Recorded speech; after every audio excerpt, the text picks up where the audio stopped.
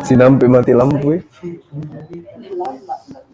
Suruh diam dulu guys. Baik, bismillahirrahmanirrahim. Assalamualaikum warahmatullahi wabarakatuh. Alhamdulillahirabbil alamin. Puji syukur kita panjatkan kepada Allah Subhanahu wa taala karena pada hari Jumat yang penuh berkah ini kita diberikan kesehatan, umur yang panjang sehingga kita semua bisa berada di tempat ini di markas besar Makassar Mualaf Center Indonesia dalam rangka salah satu dari saudara kita yang insya Allah akan kita melakukan di tempat ini. Selawat dan taslim atas junjungan Nabi besar Muhammad Sallallahu Alaihi Wasallam, Nabi yang menjadi teladan bagi kita semua, menjadi rahmatan lil alamin untuk kita semua. Ucapan selamat datang kepada keluarga Ibu Nike Odiawati. Hari ini jauh-jauh datang dari Kupang untuk hadir di tempat ini dalam rangka beliau ingin mengislamkan kedua anaknya karena beliau sebelumnya sudah Islam lebih dulu. Ibu Nike Odiawati sudah mengucap syahadat dan hari sudah menjadi saudara se-Islam kita, tetapi kedua anaknya baru hari ini mau diislamkan secara resmi di Makassar Mualaf Center Indonesia.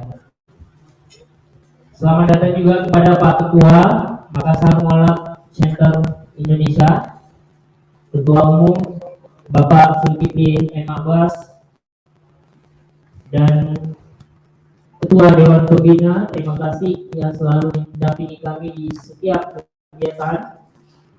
Dan kami ucapkan terima kasih banyak kepada ibu-ibu pengajian yang setiap ada kegiatan mualaf bersedia hadir untuk memberikan support kepada mualaf.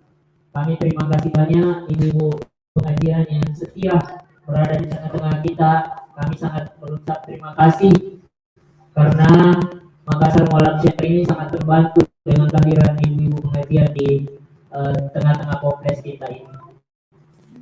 Terkhusus kepada ibu, saya belum sempat tanya yang pakai pakaian seragam tadi, yang mengantar ibu dan ibu Nike beserta anak-anaknya.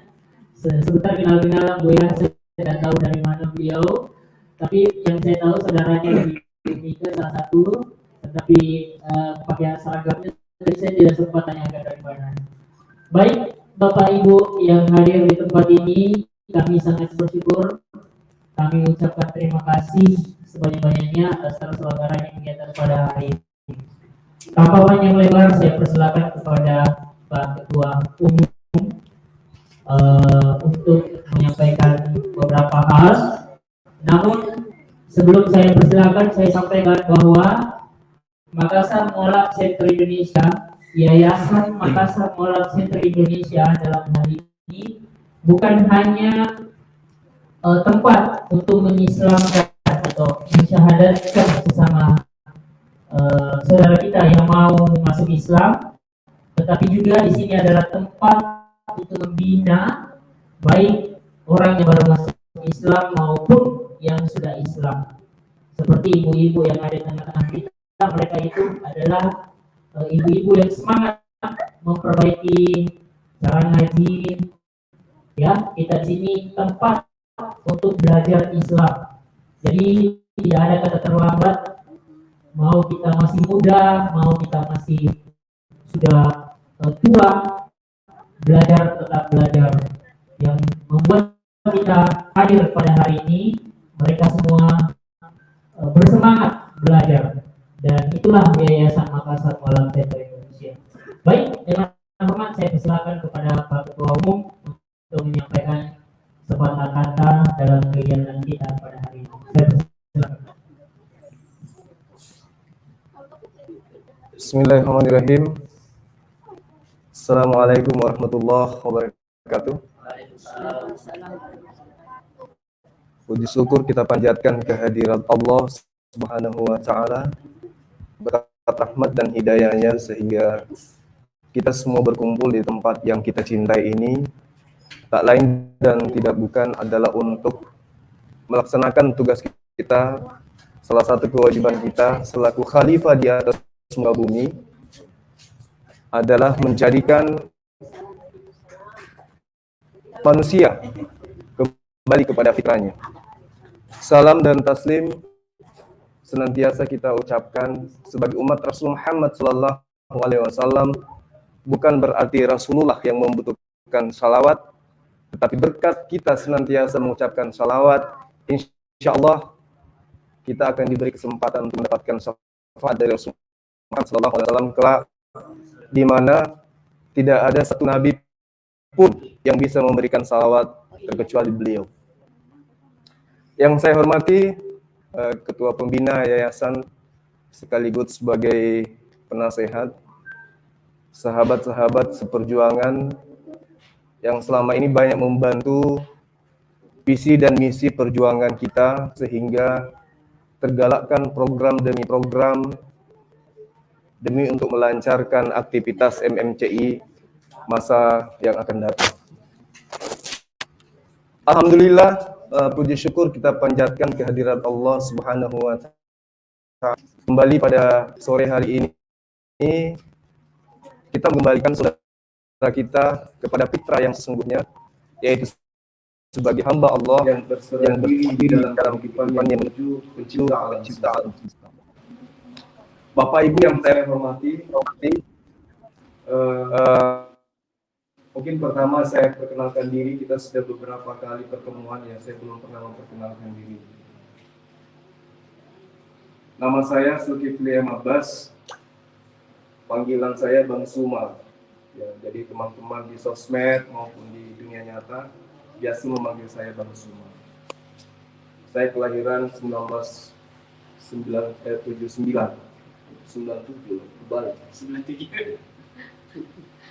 Saya menamatkan pendidikan di Universitas Muslim Indonesia, sempat juga mencicipi pendidikan perbandingan mazhab di Universitas Islam Negeri.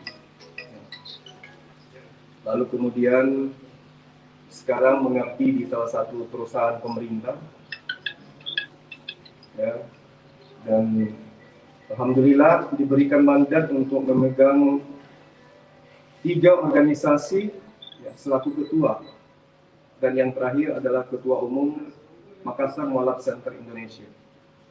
Aktivitas saya memang di luar daripada pekerjaan, berkecimpung di dunia kristalog. Terkait dengan hal ini, Bapak Ibu sekalian, sebelum kita masuk ke acara inti kembali, saya ingin merefresh ulang apa yang pernah saya sampaikan pada Ahad kemarin, bahwa ketika ada misionaris yang datang ke rumah bawa Indomie, bawa amplop, kita jawab dengan jawaban Yohanes 17 nomor 3, bahwa Tuhan yang dijajakan oleh sales ya itu batal karena karena manusia yang mereka tuhankan itu ternyata mengatakan hidup kekal itu adalah mereka mengenal Engkau satu-satunya Tuhan yang benar dan mengenal Aku sebagai utusan-Mu. Berarti posisi daripada sembahan saudara kita di luar sana, posisinya hanyalah merupakan utusan. Di dalam Al-Quran, utusan itu disebut dengan sebutan Rasul. Kalau utusan Allah disebut dengan sebutan Rasulullah. Berarti saudara-saudara kita di seberang yang dia sembah itu adalah Rasulullah. Umat Islam mengenalnya dengan sebutan Rasulullah alaihi salam.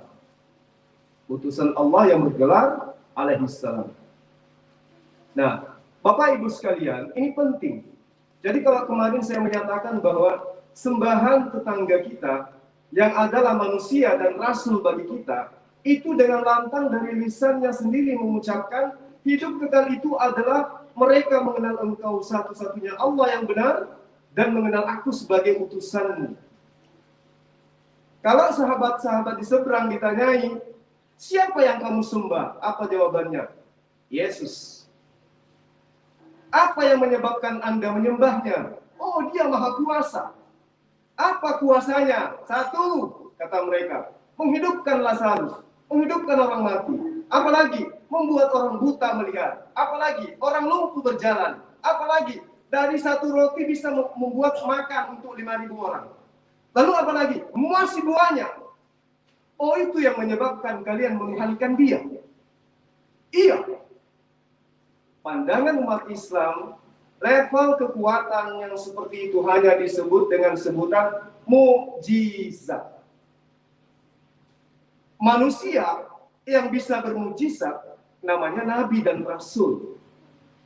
Kalau pencipta alam semesta itu tidak bermukjizat, Tuhan itu tidak bermukjizat. Tuhan yang benar itu memberikan mukjizat.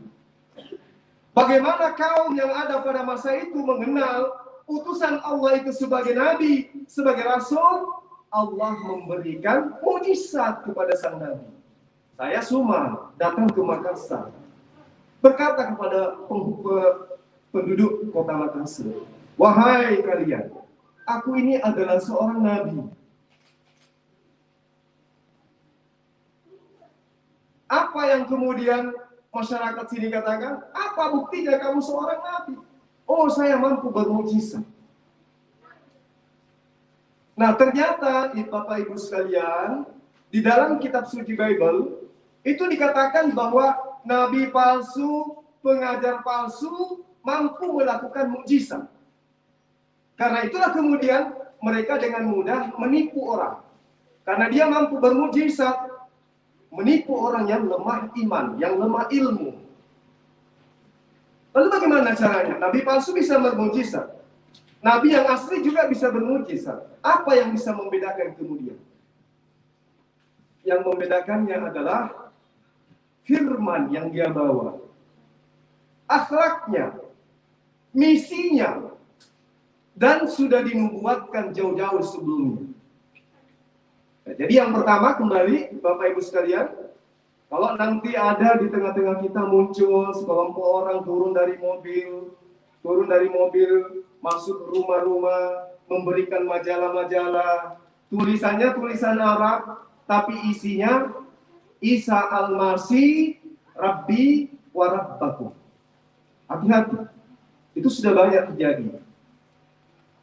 Ya, jadi tugas MMCI kemudian adalah memperkenalkan pemahaman-pemahaman di mana pemahaman itu biasa digunakan oleh para misionaris untuk menjaring mangsa. Oh, kami tidak, kami tinggal di daerah Macini misalnya. Di Macini itu tidak ada gereja. Jangan salah. Jangan salah. Karena kenapa? Kita tidak sama seperti mereka. Kalau kita membangun masjid, kita umumkan bangun masjid. Bangun musola, kita umumkan bangun musola. Terkadang saudara kita di seberang tidak. Rumah, ruko, mereka jadikan sebagai tempat kumpul, kebaktian sekali seminggu. Satu RT, habis itu satu RW, habis itu satu lurah, habis itu satu kecamatan, habis itu menggalang kekuatan, habis itu menjadikan ruko tadi menjadi gereja. Jadi prinsipnya gini, jangan cari dombanya dulu, tapi siapkan dulu kandangnya. Domba mah gampang, umat Islam itu sekarang mudah. Tinggal dikasih beasiswa anaknya, dikasih asuransi, dijanji ini dan itu, bisa kita ambil. Yang penting sekarang kita bikin kandang dulu. Mengenai dombanya itu gampang. Yang penting ada dana dari luar, ada yang mau berkorban. Gampangnya itu kita didik siswa-siswa sekolah minggu, suruh cari perempuan-perempuan muslim, hamilkan, ajak mereka masuk ke kita. Setelah masuk, kita ajarkan mereka tentang apa yang menjadi jajaan kita selama ini. Itu fakta. Jadi hati-hati Bapak Ibu sekalian. Kudu wajib hati-hati. Kita terlena, kita memperdalam ilmu Islam kita. Setiap malam kita ajak anak kita mengaji, setiap hari kita ajarkan mereka tentang Islam. Tapi kita lupa ada sisi lubang besar yang dengan mudah justru akidahnya bisa diambil sama akidah orang lain. Belum ada kita melihat ada ustadz-ustadz, masih jarang, ada tapi jarang. Ustadz yang kajiannya memang tentang kristallah. Di dalam Al-Quran Ali Imran, Al-Ma'idah, ketika Nabi Isa alaihi salam ditanyai, apakah kamu pernah mengajarkan kepada kaummu, sembah dirimu dan ibumu selain aku? Di ayat 117-nya Nabi Isa alaihi salam mengatakan, sungguh saya tidak pernah mengajarkan itu. Maha suci Engkau ya Allah. Tidak pantas bagiku mengucapkan apa yang bukan hakku untuk aku katakan. Sesungguhnya Engkau, aku mengajarkan kepada Bani Israel. Sesungguhnya Engkau adalah Tuhanku dan Tuhanmu. Sesungguhnya Engkau adalah Tuhanku dan Tuhannya kaumku. Ani'budullah Rabbi wa Rabbakum. Saya mengajarkan. Apakah itu benar? Betul. Di mana dikatakan itu? Di kitab Yohanes. Wahai Maria, jangan kau menyentuh aku, tetapi kau pergilah kepada saudara-saudaraku. Katakan kepada mereka, aku akan pergi kepada Tuhanku dan Tuhanmu. Kepada Bani Israel, Yesus atau Nabi Isa mengajarkan Bani Israel menyembahnya kepada Allah. Apakah sampai di situ aja misinya Yesus? Tidak, bahkan kepada iblis pun. Di dalam Lukas nomor 8, dia memerintahkan iblis menyembahnya kepada Allah. Subhanallah. Lantas siapa yang mengajarkan tetangga sebelah menyembah anak Maria? Siapa yang mengajarkan itu? 1400 tahun silam, Rasulullah Muhammad SAW yang mereka kenal dengan Nabi Ummi, buta huruf, tidak paham kitab suci, tapi dengan lantangnya dia mengatakan ada sosok golongan yang mengajarkan bahwa Allah itu punya anak. Saya baru-baru ini diancam dari pendeta Lubis, ya mudah-mudahan pendeta Lubis nonton ini, diancam mau dilaporin gara-gara saya protes kalau Allah itu tidak punya anak. Wah, si Suma ini menghujat, Suma ini menghina. Dia mengatakan bahwa yang mengajarkan Allah punya anak itu adalah iblis. Saya katakan, di dalam kitabmu, Lukas, Matius, Markus, Yohanes, ada puluhan kali Sang Yesus menyebut dirinya sebagai anak manusia. Sementara kitabnya Nabi Musa sendiri mengatakan Allah itu bukan manusia dan bukan anak manusia. Kitabnya sahabat Kristen mengatakan Yesus itu adalah manusia. Lukas 1, Matius 1. Bahkan Yesus ketika datang, ibu-ibu sekalian, ketika datang kepada Bani Israel, Yesus mengatakan apa? Aku tidak dapat berbuat apa-apa dari diriku sendiri. Lalu, kenapa bisa ada Tuhan seperti ini? Tidak bisa berbuat apa-apa dari dirinya sendiri. Yohanes 5 ayat 30, nomor 30. Kita mau menyembah Tuhan yang tidak bisa berbuat apa-apa dari dirinya sendiri. Jangankan berbuat. Yohanes 12 ayat 49, nomor 49. Pun dia mengatakan, saya tidak berkata-kata dari diriku sendiri. Apa yang aku katakan adalah apa yang diperintahkan oleh Allah untuk aku katakan dan aku sampaikan. Berarti yang mereka tuhankan adalah pembawa firman.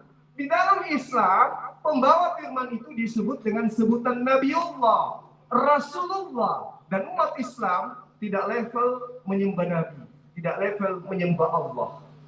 Berarti yang mereka sembah adalah nabi kita. Satu lagi. Saya dikasih waktu berapa lama ini? 4 jam, 5 jam, 1 hari? Satu lagi ibu-ibu sekalian. Tolong dicatat. Di dalam Yohanes 14 ayat 26. Ketika Yesus mau terangkat ke langit, karena sudah terancam, Yesus mengatakan apa? Saya menyebut Yesus karena kita sedang materi kristolog ya. Yesus mengatakan apa Bapak Ibu sekalian? Wahai Bani Israel, bukan Kristen yang diseru. Shema Israel, bukan Kristen yang disebut. Yang disebut itu Bani Israel. Jadi yang dipanggil cuma Bani Israel, bukan Kristen. Kristen itu datang dari Eropa, bukan datang dari Yerusalem, bukan tumbuh di tanah Yudea, bukan. Kristen itu golongan lain yang masuk menggunakan topeng dengan membawa ajaran para Bani Israel.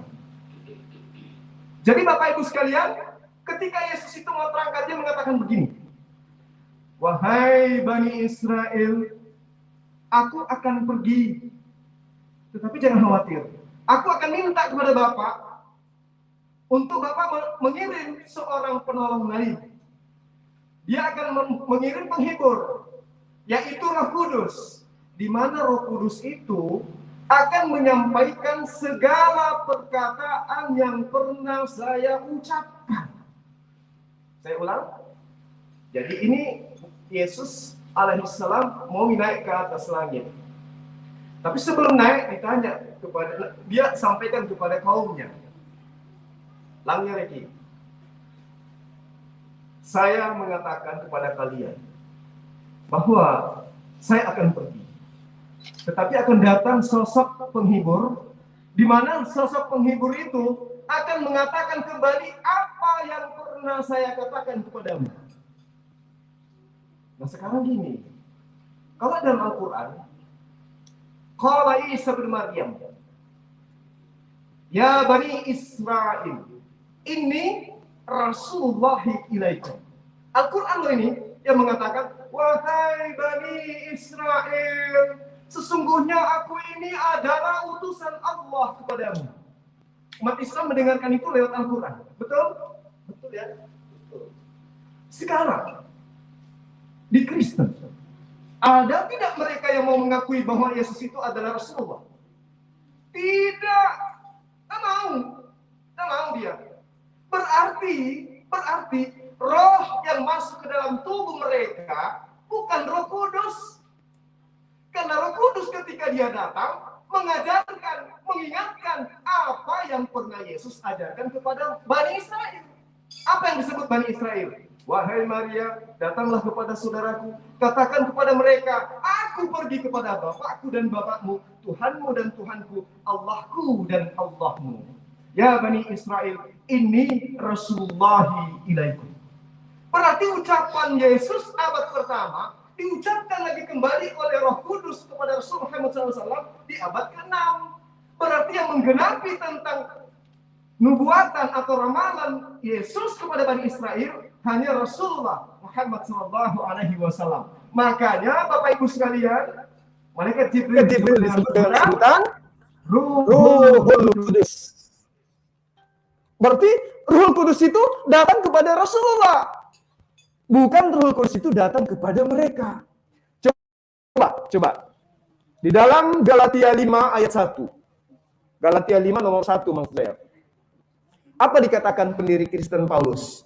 Yang katakan kepada Kristen, dengan matinya Yesus Kristus di atas tiang salib, maka kita, Kristen, dibebaskan dari aturan-aturan Tuhan dan dimerdekakan dari kuk penghambaan.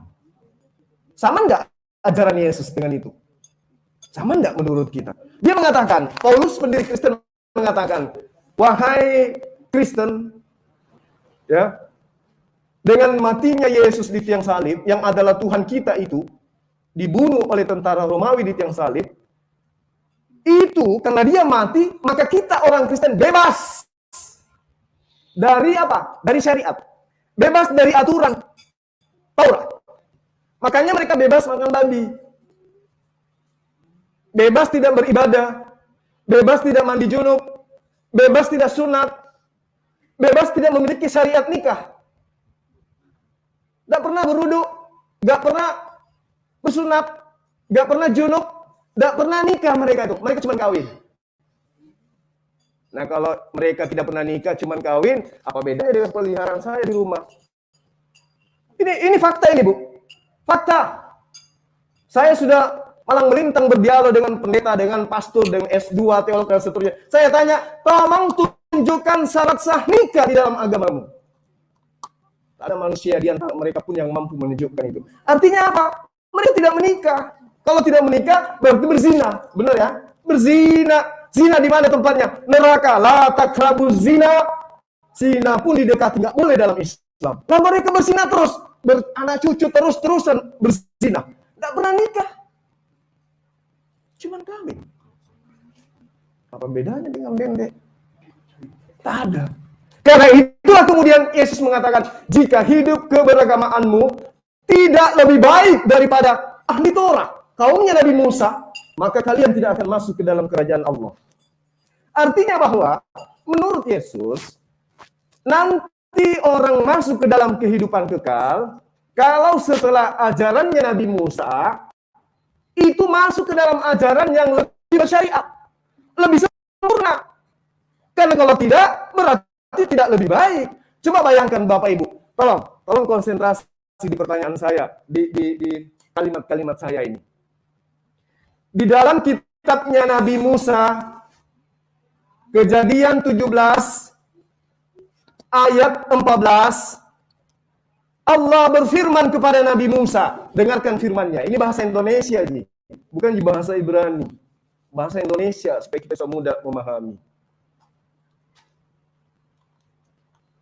Barang siapa yang tidak bersunat, maka dia harus dihilangkan dari bangsanya. Terjemahan lama, barang siapa yang tidak bersunat, maka dia harus dilenyapkan. Dilenyapkan ini konotasinya dibunuh.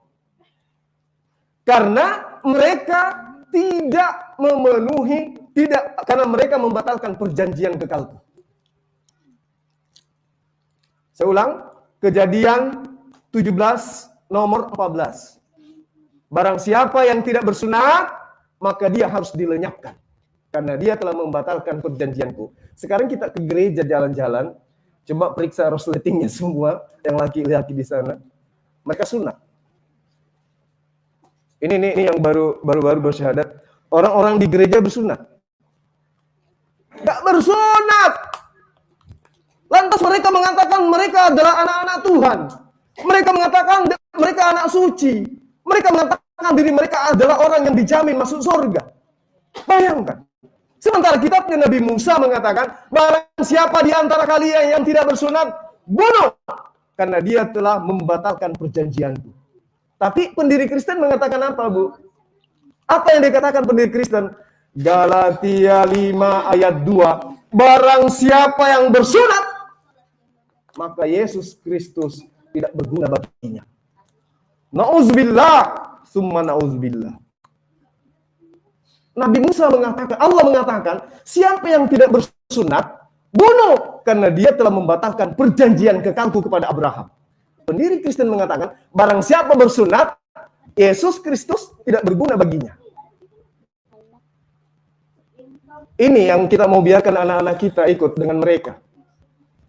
Ini yang kita tenang tidur siang malam tanpa mengajarkan kepada anak cucu kita tentang Kristolog.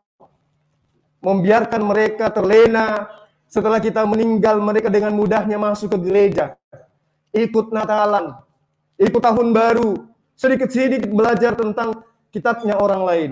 Yang kalau belajar untuk membentengi Islam nggak apa-apa, tapi kalau belajar dengan ayat-ayat yang enak, siapa yang berkata dengan mulutnya bahwa Yesus itu adalah Tuhan dan apa yang dikatakan dengan mulutnya itu dipercaya dengan sepenuh hati, maka dia akan diselamatkan. Enak sekali. Cuman percaya, cuman berkata, Yesus Tuhanku. Masuk surga. Enaknya. Sementara Yesus berpesan di dalam Matius 5, Matius 7, jika hidup keberagamaanmu tidak lebih baik dari ahli Taurat, maka kamu tidak akan masuk ke dalam surga. Berarti Nabi Isa atau Yesus kehidupannya harus lebih sempurna. Makanya ibu ini pakai jilbab, pakai cadar. Subhanallah. Artinya kehidupan keberagamaan ibu-ibu sudah menjalankan syariat yang lebih sempurna daripada ajarannya Nabi Musa alaihissalam. Luar biasa. Ya, jadi kalau pertemuan kemarin saya memberikan bekal kepada ibu-ibu sekalian bahwa ketika datang nanti segerombolan sales menjajakan Tuhan, tangkis dengan katakan, yang kau jajakan itu pernah berkata di dalam kitabmu, di dalam Yohanes 17 nomor 3, dengan berkata, hidup kekal itu, masuk surga itu, syaratnya 2. Kita mengenal Allah, satu-satunya Allah, dan mengenal Yesus sebagai Rasulullah. Keluar daripada itu, tidak akan mendapatkan hidup yang kekal, tidak akan masuk surga. Bagaimana dengan umat Islam? Umat Islam percuma sholat, percuma taat kepada suami, percuma pakai cadar kalau tidak mengimani Nabi Isa alaihissalam hanya sebatas Rasulullah. Benar? Benar. Percuma kita ibadah. Jadi yang mencintai Isa atau Yesus hanya umat Islam. Karena kita mendudukkan dia pada porsi yang sesungguhnya. Antum adalah Rasulullah, engkau adalah Rasulullah. Kemudian bekal yang kedua dari saya, para bapak ibu sekalian, di dalam, naik lagi sedikit. Yang kemarin Yohanes 7 nomor 3. Sekarang loncat ke nomor 7. Supaya saya selang-seling supaya nanti mudah diingat. Yohanes 7 ayat 7. Apa bunyinya? Yesus naik ke atas panggung, kalau di situ ada panggung. Teriak dia, memperdengarkan ke seantero Bani Israel. Dia katakan apa? Ya Allah, sekarang mereka semua tahu bahwa apapun yang ada pada diriku, itu semuanya berasal daripadamu. Jadi, anggapan ketuhanan Yesus dari teman-teman Kristen gugur satu-satu. Oh, Yesus itu Tuhan, dia membangkitkan orang mati. Gugur, ternyata membangkitkan orang mati itu semua dari Allah. Oh, dia membuat orang buta melihat. Gugur, karena ternyata kemampuan itu diberikan oleh Allah. Apalagi yang lebih hebat dari Yesus? Sebut, ayo mas. Apa yang hebat dari Yesus? Bisa membuat orang bisu berbicara. Ternyata, saya ulang, ternyata Yohanes 17 ayat 7, Yesus berkata, semua yang ada pada diriku itu semua berasal daripadamu yang telah mengutus aku.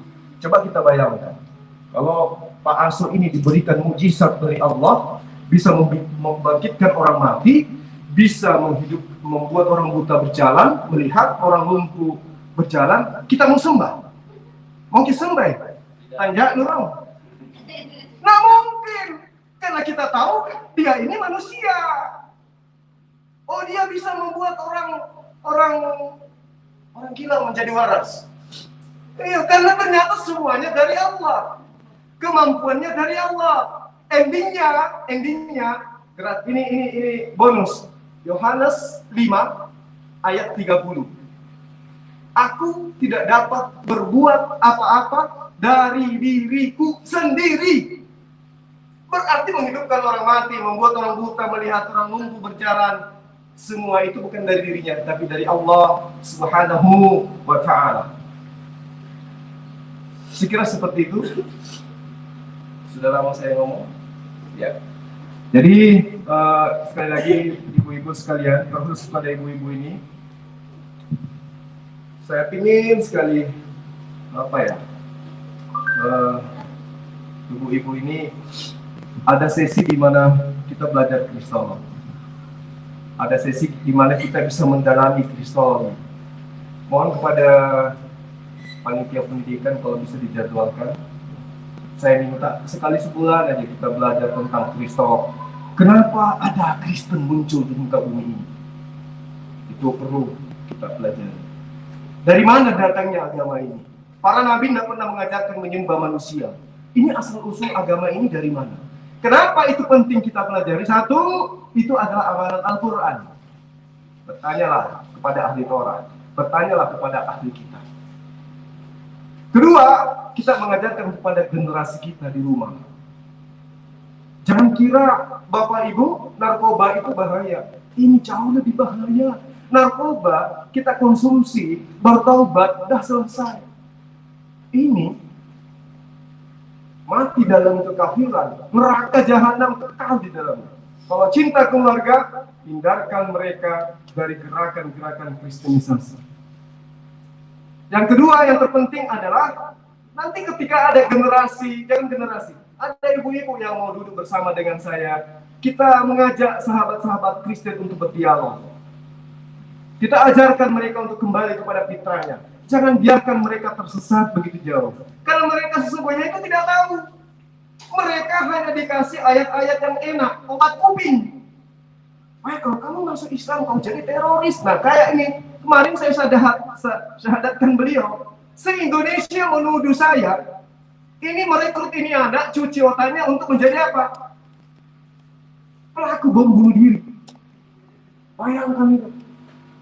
Saya sampai dibuatkan konten, diviralkan. Oh, semua merekrut si Yusuf untuk menjadi teroris. Luar biasa. Jadi tujuannya kita itu belajar Kristologi. Selain untuk mengajarkan keluarga kita membentengi akidah, kedua tujuannya adalah menyadarkan tetangga kita yang non-muslim, yang tidak tahu apa-apa, yang tidak ngerti tentang Al-Quran, yang tidak ngerti tentang agamanya. Kita bimbing, kita ajarkan. Karena yakin dan percaya, Bapak Ibu sekalian, ada sekitar 50% di antara jemaat-jemaat di luar sana itu tidak mengerti sebenarnya agama mereka itu seperti apa. Dan 50%-nya pun tidak mengerti Islam itu kayak mana. Karena Ustadz selama ini hanya di masjid, di kajian-kajiannya sendiri, tidak pernah keluar. Ya seperti Pendeta Lubis. Halo Pendeta Lubis. Nah seperti beliau ini, dia masak di rumahnya, masak banyak-banyak di rumahnya. Ya, entah itu dengan babi, dengan anjing, dengan kodok, dengan tikus, kucing. Ya, karena mereka tidak semua makanan halal. Seandainya itu mobil truk bisa dimasak, dan makan juga Pendeta Lubis. Jadi dia masak, bangun subuh-subuh ke pasar, dia masak, habis itu dia kemana? Dia ke lampu merah. Dia ke sudut-sudut jalan. Dia ke Monas, Senayan. Apa dia bikin di situ Bapak Ibu? Dia kumpul itu orang semua, padahal dia sudah tahu orang ini Islam. Dikasih orang itu nasi dos. Habis itu didoakan ala Kristen. Bapak kami yang di surga, dikuduskanlah nama-Mu. Oh, memang dulu tidak kudus namanya. Disuruh berdoa pakai agamanya mereka. Dikasih masker, dikasih ini, angkat tangan semua. Nah, orang awam yang tidak mengerti Islam, tapi Islam disuruh berdoa juga. Kita mana ada yang kayak begitu? Kita mana ada yang kayak begitu? Pernah menemukan Ustadz panggil orang-orang yang di pinggir jalan itu yang ada tanda salibnya, ada tato salibnya, disuruh berdoa al Islam? Tidak mungkin. Lakum dinukum waliyadin. Itu di Islam, akidahnya jelas. Bagimu agamamu, bagiku agamamu. Kalau dia tidak, pergilah ke seluruh dunia, ajarkan kepada mereka, beritakan Injil. Yang percaya baptis, yang tidak percaya hukum. Sadis, yang teroris ini sebenarnya mereka yang harus dikadang supaya bisa mengerti. Itu Bapak Ibu sekalian, mohon maaf kalau saya berpanjang lebar. Saya simpulkan sedikit. Ahad kemarin Yohanes 17 ayat 3, hidup kekal itu, masuk surga itu syaratnya hanya 2. Menyembah Allah satu-satunya Tuhan yang benar dan mengimani Yesus sebagai utusan Allah. Yang kedua, Yohanes 17 nomor 7. Semua yang ada pada diriku itu semua berasal daripada Allah yang telah mengutus aku. Demikian, wabillahi taufiq wal hidayah. Assalamualaikum warahmatullahi wabarakatuh. Waalaikumsalam warahmatullahi wabarakatuh. Baik. Terima kasih banyak Bang Suma atas pencerahannya pada Jumat Berkah hari ini. Semoga bermanfaat buat kita semua. Rasanya Bang Suma masih banyak yang ingin disampaikan untuk kita semua, tetapi karena waktu yang terbatas, seperti yang disampaikan tadi, insya Allah kita dari pelaksana dari MMCI, insya Allah kita jadwalkan untuk kajian khusus Kristologi. Mungkin kita akan undang teman-temannya, ibu-ibu pengajian lagi seperti yang dulu. Insya Allah kita bikin sebulan sekali. Ini menjadi catatan buat teman-teman para pengurus dari Makassar Mualaf Center Indonesia. Simpulannya Bapak Ibu, kita bersyukur sebagai umat Islam karena kita percaya Nabi Isa yang selama ini orang Kristen bilang Yesus. Kita percaya dan insya Allah kita akan masuk surga. Tetapi kalau kebenaran adalah agama Islam, tetapi dia tidak percaya Nabi Muhammad, maka siapa yang akan masuk neraka? Baik Bapak Ibu, terima kasih kepada Bang Suma atas pencerahannya pada hari ini. Saya undang dengan hormat kepada Ananda Arisano OJ Pelokila dan Ananda Prance IL Pelokila, mungkin didampingi sama Ibunda Mike Odiawati untuk ke depan karena akan disyahadatkan oleh Bang Suma. Sekali lagi saya undang ke depan Ananda Arisano OJ Pelokila dan Prance EL Pelokila, mungkin didampingi sama Ibunda Ibu Mike Odiawati, bisa ke depan. Silakan nak, di sampingnya Ustaz Suma, Ibunda di sebelah kanan. Oh, di situ semua. Ya, baik. Sini Bang Suma, sini. Baik. Teman-teman, para ibu-ibu pengajian dan netizen yang ada di live YouTube, insya Allah pada sore hari ini kita akan mensyahadatkan anak dari Ibu Mike Odiawati. Ditandatangani dulu ya sertifikatnya Bang. Sampai.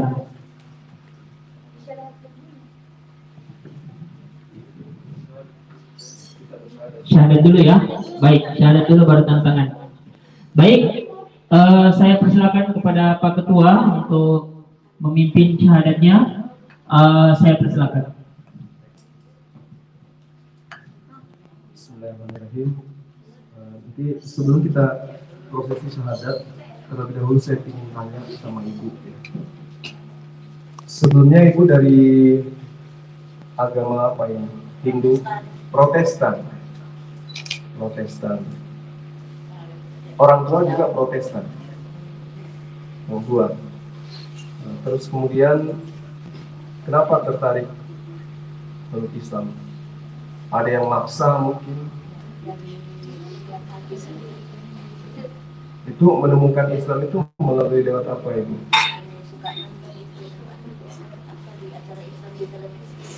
Acara-acara Islam. Kalau mohon maaf suaminya gimana sih? Meninggal dalam keadaan Kristen. Nasrani beda dengan Kristen. Nasara itu adalah pengikut Nabi Isa alaihissalam dari Nazaret. Kalau Kristen itu nanti kita kaji dari mana asal usulnya. Jadi Nasrani itu beda. Kalau Kristiani betul. Kristiani dengan Nasrani itu beda. Lalu kemudian selama ini Ibu belajar Islam itu dari televisi, pernah ikut kajian-kajian seperti di sini? Belum pernah. Jadi nanti mungkin berkesempatan untuk ikut aktif bersama ibu-ibu kita yang selama ini. Artinya bahwa Ibu meluk Islam tidak ada paksaannya. Anak-anak ini dipaksa. Apa cita-citanya ini menjadi ulama? Ustaz, Masya Allah. Tahfiz Quran. Wah, keren sekali, Masya Allah. Kita doakan mudah-mudahan semua ya dengan mudah meraih cita-cita yang baik. Ikuti saya ya. Jadi saya mengucapkan apa, diucapkan juga supaya disaksikan oleh sahabat kita yang ada di sini dan juga para malaikat. Bismillahirrahmanirrahim. Angkat tangannya, tunjuk ke atas. Ini bukti bahwa Anda berikrar tidak ada Tuhan selain Allah. Bismillahirrahmanirrahim. Bismillahirrahmanirrahim. Dengan menyebut nama Allah yang Maha Pengasih lagi Maha Penyayang. Raditu billahi Rabba wabil Islam dina wabi Muhammad sallallahu alaihi wasallam nabiyyan wa rasulan. Saya ridha, saya ikhlas Allah menjadi Tuhanku, Islam menjadi agamaku, Muhammad Rasulullah Muhammad adalah nabiku dan juga rasulku. Itu tidak ada paksaan ya, benar-benar yakin di dalam hati. Asyhadu an la ilaha illallah wa asyhadu anna Muhammadan Rasulullah. Saya bersaksi tidak ada Tuhan yang berhak disembah kecuali Allah, dan saya bersaksi bahwa Nabi Muhammad utusan Allah. Sah? Ya, Masya Allah. Jadi anak-anakku sekalian, Ibu sudah resmi menjadi pengikut Rasulullah Muhammad SAW. Tentu ini dikategorikan sebagai, kalau teman-teman seberang mengatakan, lahir kembali. Ya, jadi anak-anak sekalian ini terlahir kembali menjadi suci. Ada suatu hari Yesus itu memanggil murid-muridnya, kemudian mengambil anak kecil, disimpan anak kecil itu di tengah-tengahnya, lalu kemudian dia katakan, jika kamu tidak bertaubat dan hidup seperti anak kecil ini, maka kamu tidak akan masuk dalam kerajaan surga. Artinya manusia itu tidak membawa dosa waris. Anak kecil itu suci. Nah, ibu ini kembali suci, anak-anak kembali suci. Kertas yang putih nanti tinggal diisi dengan coretan-coretan emas. Ya, bagaimana caranya supaya saya tidak lepas daripada syahadatku? Caranya simple. Jangan berpisah dengan orang-orang yang taat kepada Allah. Jangan bersyahadat, besok jauh dari kami. Begitu bersyahadat, tetap komunikasi dengan kami. Ada admin, ada pengurus-pengurus. Ya, ada apa-apa, infokan ke kami, insya Allah kita siap untuk berjuang bersama-sama. Sekira begitu, sahabat-sahabat sekalian, dengan selesainya persyahadatan kita pada siang hari ini, insya Allah saudara kita ini sudah menjadi bagian daripada kita. Tanggung jawab kita sebagai muslim adalah menjaga beliau, karena muslim itu ibarat satu tubuh, satu yang sakit, yang lain yang merasakan. Selanjutnya kita tanda tangan ya sertifikat supaya tidak diganggu lagi. Biasa ada yang mengganggu, mengorek-ngorek, orang sudah punya agama masih juga diganggu untuk pindah agama. Baik. Selanjutnya prosesi penandatanganan sertifikat atas keislaman Ananda Arizano dan France pada sore hari ini. Semoga dengan legalitas ini Ananda menjadi nyaman dalam beribadah di Makassar, sebuah legal yang kita berikan dari Makassar Mualaf Center Indonesia.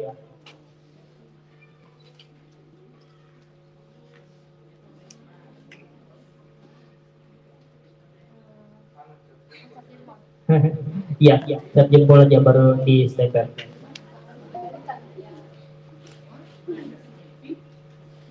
Oke, baik Bapak Ibu, para penonton live YouTube, sementara kita prosesi penandatanganan sertifikat, semoga ini menjadi legal buat Ananda atas keislamannya. Diserahkan langsung oleh Pak Ketua Umum Yayasan Makassar Mualaf Center Indonesia. Diserahkan langsung sertifikatnya.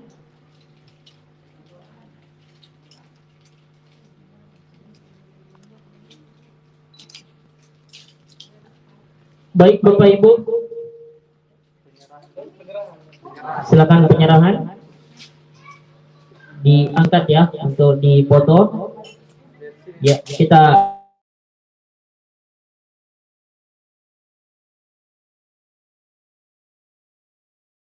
Satu, dua, tiga, cakep. Bisa foto kali, bisa gabung di sini. ya, silakan Bu, silakan. Silakan.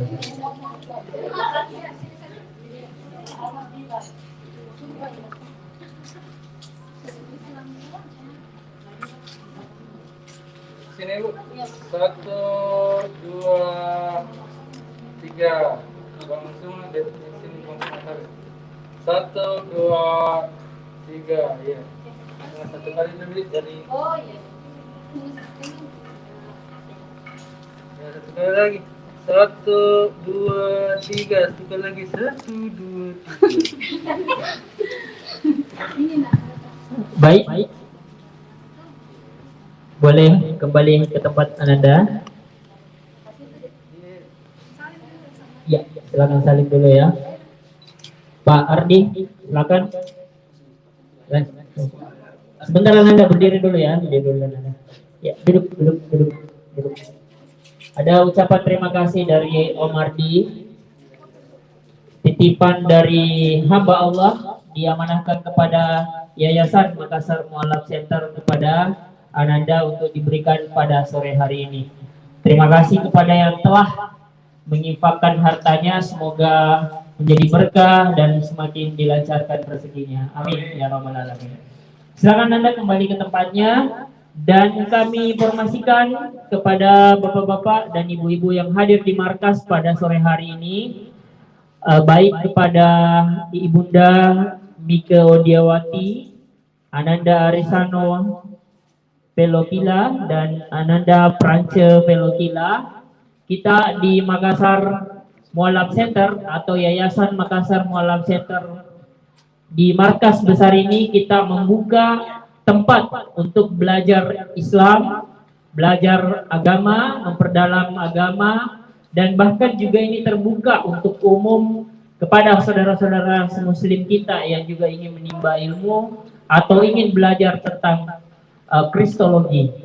Jadi kepada Ananda, saya dengar tadi sudah dimasukkan di sekolah Islam Al-Bashirah ya, sudah dimasukkan di sekolah Islam, sudah didaftarkan karena hari ini sudah mau masuk Islam dan sudah didaftarkan di sekolah Islam. Di tempat ini juga, di markas ini juga kita ada pembelajaran, ada kajian tentang Islam, baik cara sholat, mengaji, dan lain-lain sebagainya.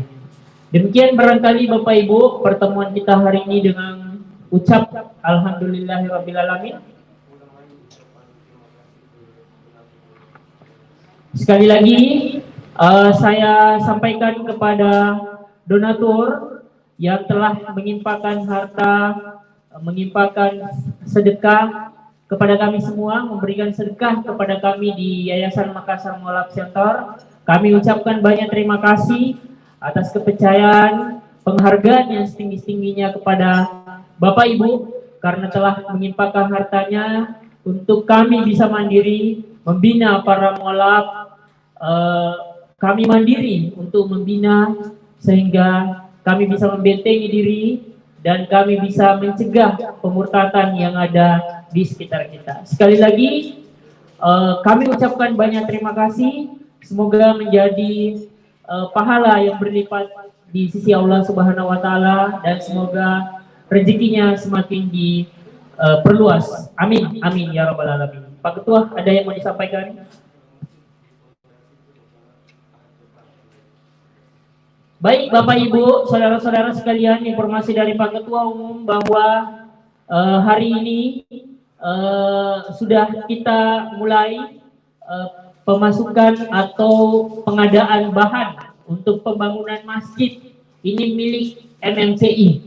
Insya Allah kita sudah mulai membangun, akan peletakan batu pertama insya Allah Ahad depan, tanggal berapa Ustaz? Intinya ini hari Minggu nanti ya, nanti Ahad depannya lagi. Jadi sepekan lagi kita akan peletakan batu pertama. Insya Allah ini menjadi cikal bakal tempat belajar khusus untuk Yayasan Makassar Mualaf Center Indonesia. Ini menjadi masjid pertama Yayasan Makassar Mualaf Center Indonesia. Insya Allah peletakan batu pertamanya kita akan adakan di sana, di lokasi kita di Bolangi di Kabupaten Goa. Nanti kita bisa undang saudara-saudara Muslim yang ada di Makassar dan sekitarnya, dan yang ingin berdonasi nanti bisa menghubungi nomor admin Yayasan Makassar Mualaf Center, karena kita akan peletakan batu pertama di hari Ahad depan insya Allah di Bolangi, dan ini menjadi cikal bakal untuk insya Allah menjadi tempat wisata religi ya. Mungkin ada ibu-ibu yang ingin menarik diri dari kesibukan dunia, kesibukan hari-hari, ingin betul-betul ingin menuntut ilmu dan hanya betul-betul ingin beribadah. Nanti kita siapkan tempatnya di masjid yang insya Allah akan kita bangun di lokasi kita di Bolangi Kabupaten Goa. Nanti insya Allah ini menjadi cikal bakal dari pembangunan pesantren. Jadi kepada bapak-bapak dan ibu-ibu donatur yang sudah menjadi bagian dari kami laporkan bahwa insya Allah ini menjadi cikal bakal pembangunan masjid ini, menjadi cikal bakal insya Allah kita akan bangun pesantren di lokasi kita sana. Semoga tidak menjadi bosan-bosannya Bapak Ibu untuk terus mensupport kami, untuk terus membentengi kami, supaya kami terus bisa berjuang di agamanya Allah. Amin ya rabbal alamin. Masih ada Pak Ketua? Silakan Bang Irfan kalau mau di closing Bang Suma via YouTube-nya. Saya netizen, makasih ya. Makasih, sehat selalu. Oke. Cukup baik Bapak Ibu, terima kasih atas kehadirannya. Sekali lagi ibu-ibu pengajian terima kasih. Ibu Adel Mualaf dari Manado yang pekan lalu kita islamkan, Bang Yusuf yang hari ini sudah menjadi bagian dari MMCI. Terima kasih banyak ibu-ibu pengajian. Kami senantiasa terus bersyukur karena supportnya ibu-ibu pengajian. Dengan ucapan alhamdulillahirrabbilalamin kita tutup pada pagi hari ini. Pada sore hari ini kita tutup. Alhamdulillahirrabbilalamin. Wassalamualaikum warahmatullahi wabarakatuh.